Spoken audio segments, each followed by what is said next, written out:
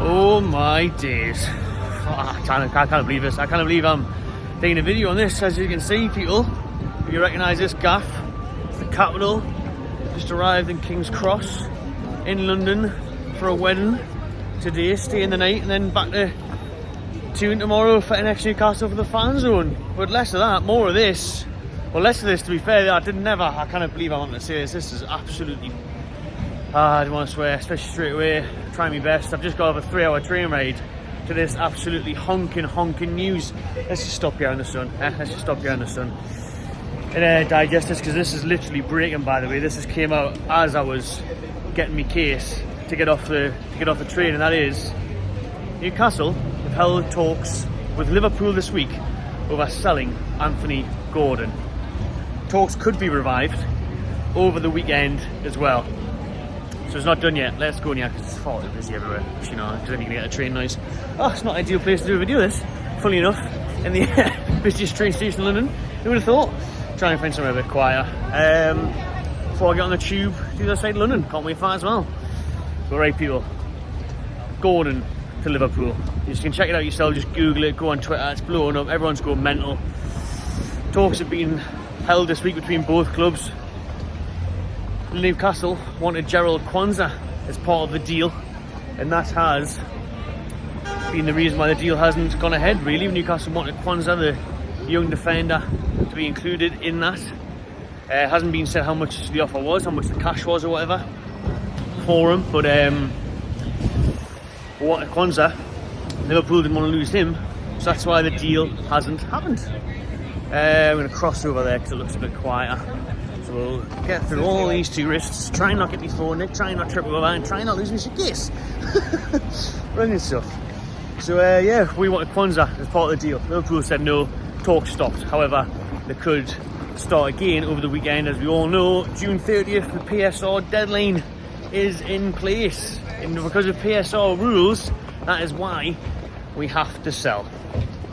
So it's looking like that something could still develop over the weekend, whether it's with Gordon, obviously, hopefully not. Yankuba Minta's still in the works.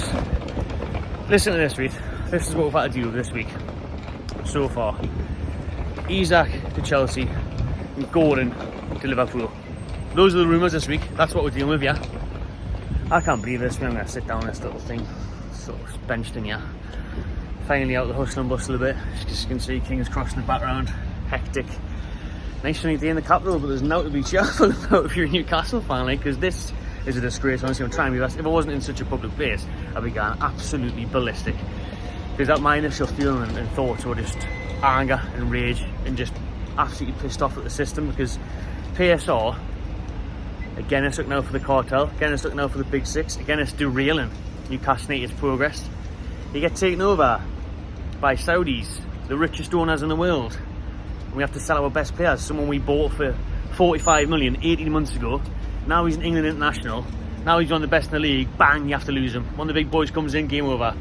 And football has been like that for a while, but I could understand if this was obviously old Newcastle, where we had no ambition. If it was Anthony Gordon doing well at Newcastle, and I'm like, actually, you'd expect the sale. But Newcastle meant to be building, we're meant to have a project here. We're meant to be challenging for the best, but because of PSR, they haven't looked to sell the stars.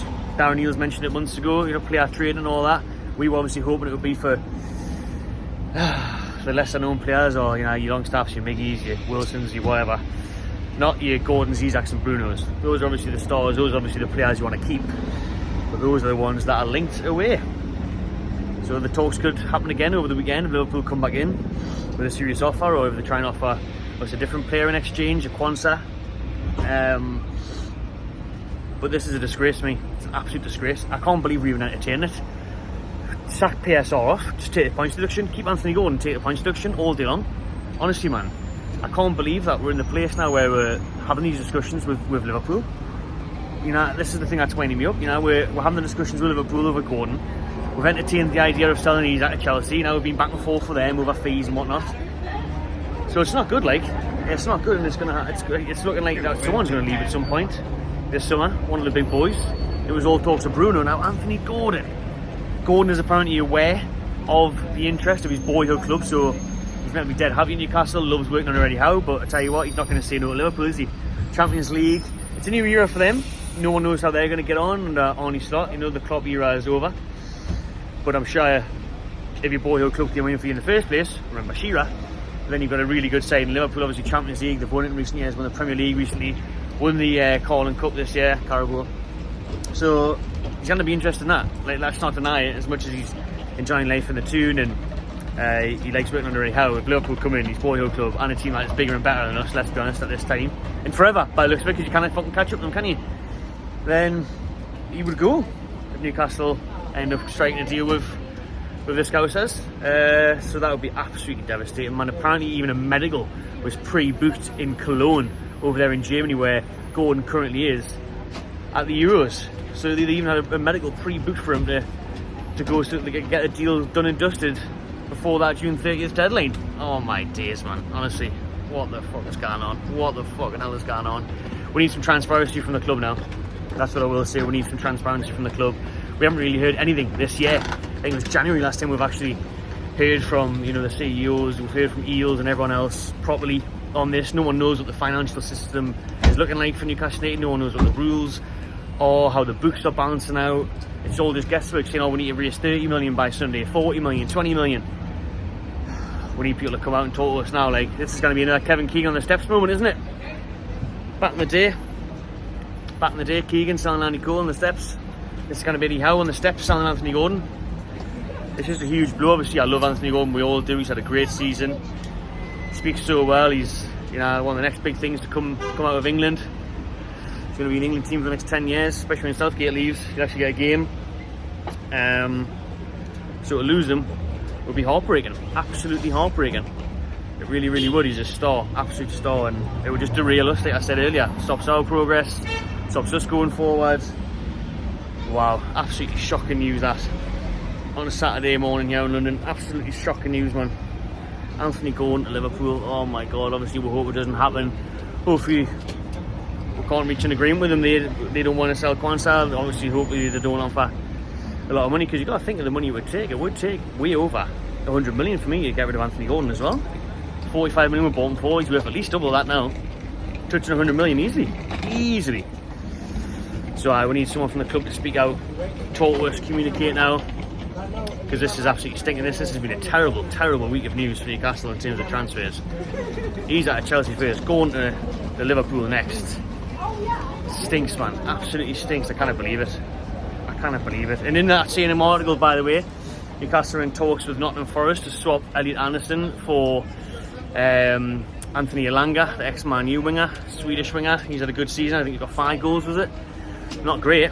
I don't mind Elanga. I think he'd be decent for the squad, but he's not super exciting. He doesn't get his massively buzzing for him. I think he's a good player. He's a bit tricky. He's not amazing though. I'd expect better than Elanga, to be honest. Like I say, squad, alright, but starting?